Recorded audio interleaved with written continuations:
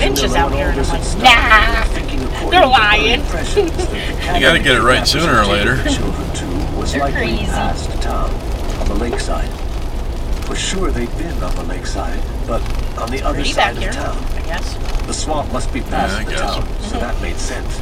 But how far it was, he had no idea. That's heavy snow. He needed clothes and Full shoes. of water. As long as it doesn't break a tree in front of us. Beer bottle caps and a dead possum.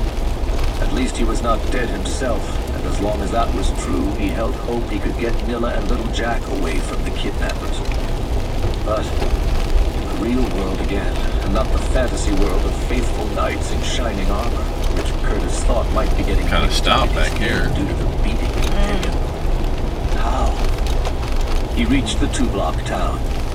It was completely silent until a dog started barking at him, and then a second one joined in. It'll come across the end of Van Dusen and go to West Corbin Hill. He wanted to slide down to the ground and rest a while. Just or you can go over to 162. Clear from his head the haze that came and went. But he realized that time was his enemy. What was he going to do? Better than sitting there waiting on the hill. What could he do? He made out a sign on Didn't look like anybody was going around in that knot of cars. No. It's like they're all stuck. Clothes, maybe. Shoes. He pushed himself away from the wall and approached the store. The two dogs were still barking furiously at him. People stuck. Who knows? Maybe some people did finally get up there. Doesn't look like they could get around it. What was in there, except right in the window was a mannequin dressed in dungarees and a straw hat.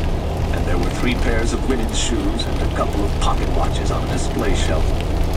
Miss Evie wasn't going to like what he needed to do, but it had to be done. He looked around for something to use. Just beyond the everything shop was a structure being built, and somebody had left a wheelbarrow full of bricks sitting in the rain.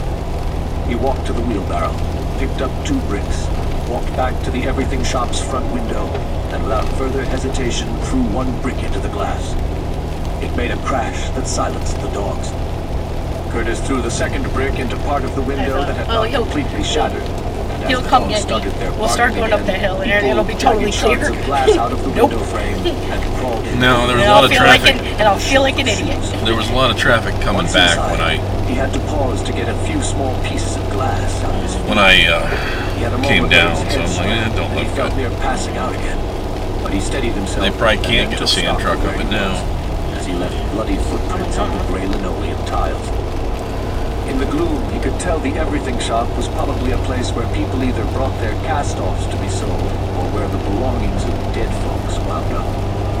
For sale with yellow price tags were rickety-looking old chairs and tables, some bigger pieces of